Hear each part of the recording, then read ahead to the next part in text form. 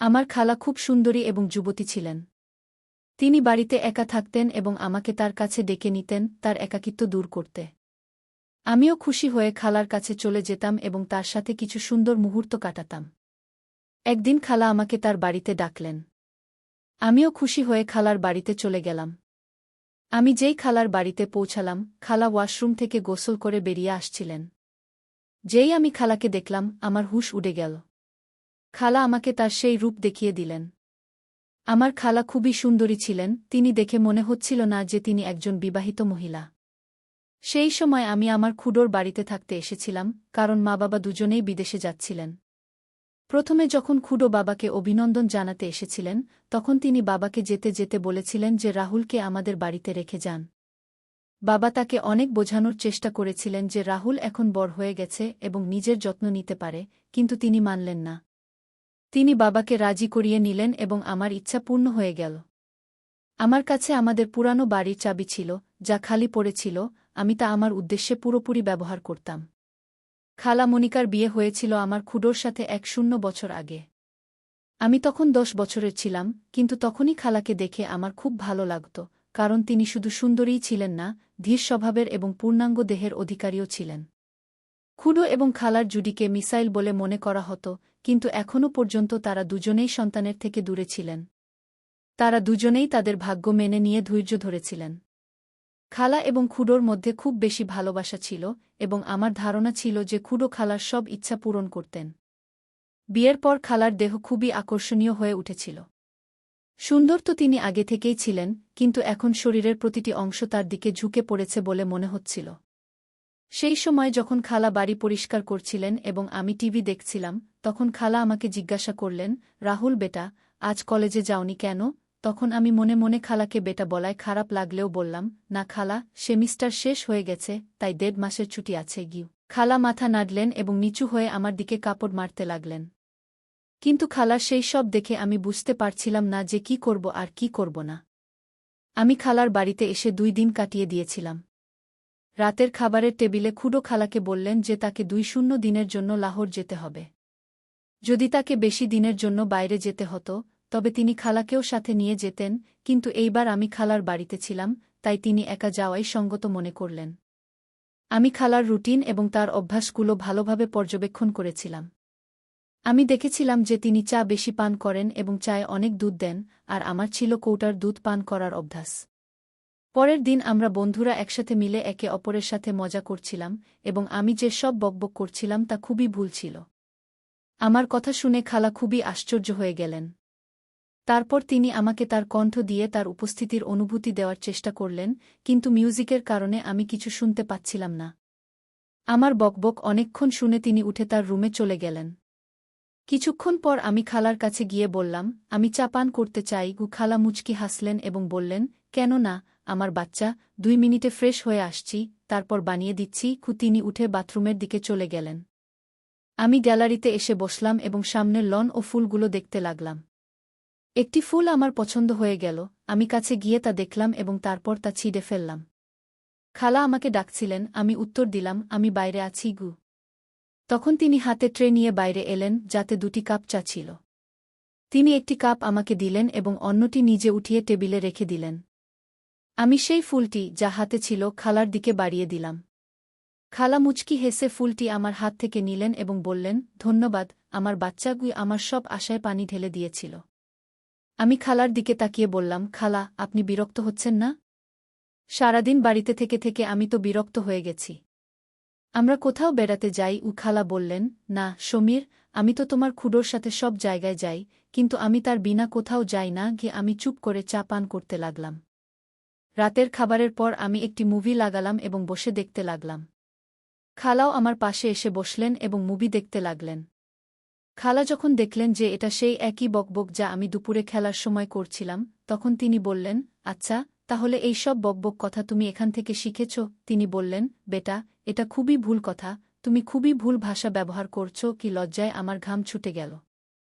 খালা আবার বললেন, আমি তোমার বাবাকে বলব যে তোমার উপর নজর রাখুক, তুমি হাত থেকে বেরিয়ে যাচ্ছ। ওই হ্যাঁ, আমি মাথা তুলে তাকালাম এবং মাসিকে বললাম, ভুল হয়ে গেছে মাসি, আমাকে ক্ষমা করে দাও। কিন্তু কি করি, সব ছেলেরা এই ধরনের মুভি দেখে। আমাকেও তাদের জবাব দিতে হয়, তাই এই ধরনের কথা মুখ থেকে বেরিয়ে আসে। আমার কথা শুনে মাসি হাসতে লাগল এবং বলল, ভয় পেজো না, আমি কারো কাছে কিছু বলবো না। আমি জানি তোমরা ছেলেরা কি ধরনের কথা বলো। ঠিক আছে, অন্য কোনো মুভি লাগাও। এটা কি লাগিয়েছ? তখন গিয়ে আমার নিঃশ্বাসে নিঃশ্বাস ফিরে এল এবং আমি মাসিকে জিজ্ঞাসা করলাম, মাসি, আমি কোনো মুভি লাগাব? তিনি বললেন, কোনো ইন্ডিয়ান মুভি লাগাও। আমি একটি ইন্ডিয়ান মুভি লাগিয়ে দিলাম। মাসি মুভি দেখছিলেন, আর আমি চুরি চুরি মাসিকে দেখছিলাম। মাসি একটি পা তুলে অন্য পায়ের উপর রাখলেন এবং সোফার হেলান দিয়ে পাশে ঠেস দিয়ে আরাম করে বসে গেলেন। তারপর আমিও একটি পা তুলে অন্য পায়ের উপর রাখলাম। আমার মনে হল মাসি আমার এই হরকতটি নোট করেছেন এবং তার মুখে হালকা একটি হাসি ফুটে উঠল।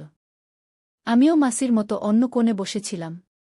পরে মাসি হাসতে হাসতে তার পজিশন ঠিক করলেন এবং আমিও তাকে দেখে ঠিক হয়ে বসাই ভালো মনে করলাম। মাসি হাসতে লাগলেন এবং বললেন, রাহুল, তুমি আমার নকল করছো। আমি তার দিকে তাকিয়ে মাথা নাড়লাম। তখন তিনি একটু রাগ করে বললেন, তুমি আমাকে কেন জ্বালাতন করছো? আমি হেসে বললাম, আপনাকে জ্বালাতন করতে আমার ভালো লাগেই। তিনি বললেন, কেন?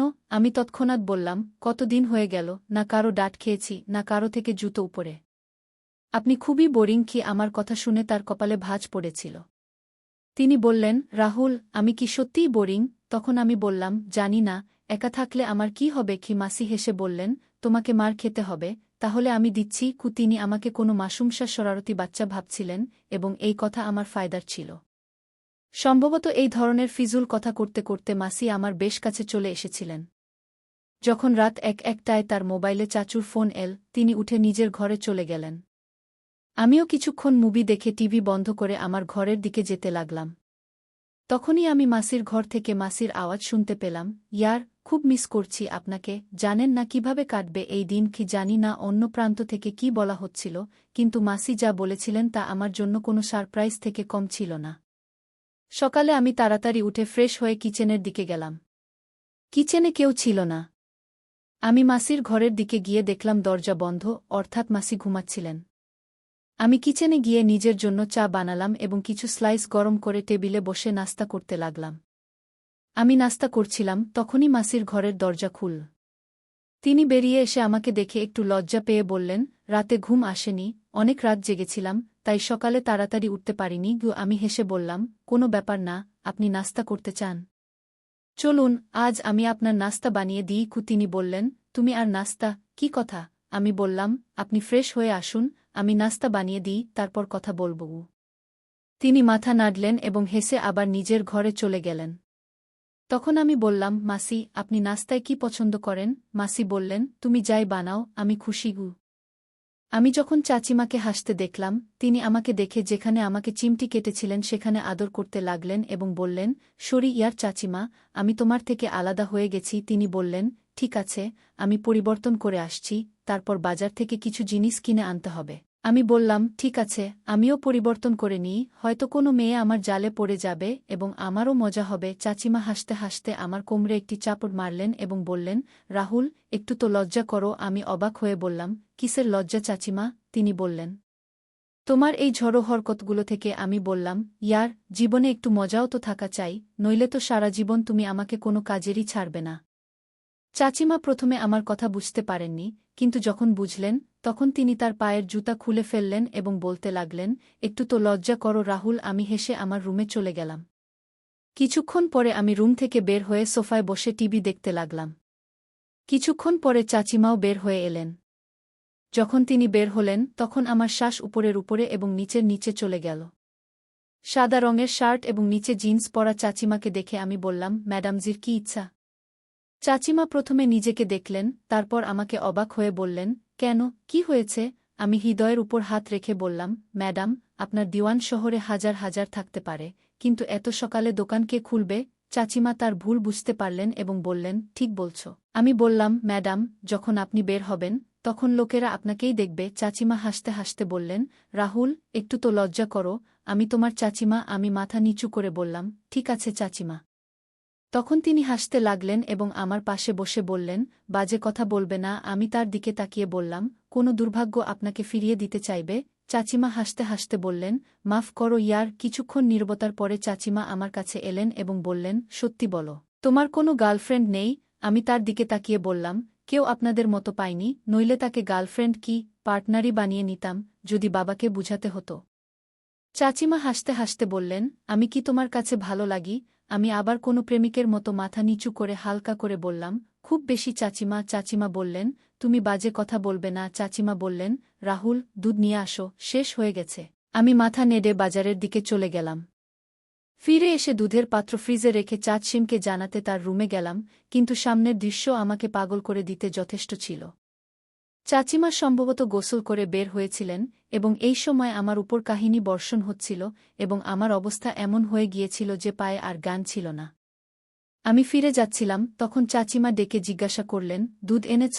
আমার গলা থেকে যেন আওয়াজই বের হচ্ছিল না। আমি মাথা নেড়ে জানালাম, তখন চাচিমা ধীরে ধীরে পা ফেলে আমার দিকে এলেন এবং আমার মুখের নিচে হাত রেখে বললেন, কি হয়েছে রাহুল?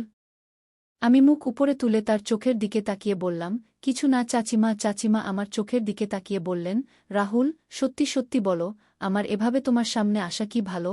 আমি মাথা নেড়ে আবার মাথা নিচু করে বললাম, যদি আপনি মনে করেন যে আমি আপনার দিকে আকৃষ্ট হচ্ছি, তাহলে আপনি ভুল করছেন চাচিমা। চাচিমা, আপনার শরীর আপনার ভালোবাসার প্রকাশের মাধ্যম, কিন্তু এটাই সব কিছু ঠিক নয়। চাচিমা একটি দীর্ঘশ্বাস ফেললেন এবং আমাকে এমনভাবে দেখলেন যেন আমি পাগল।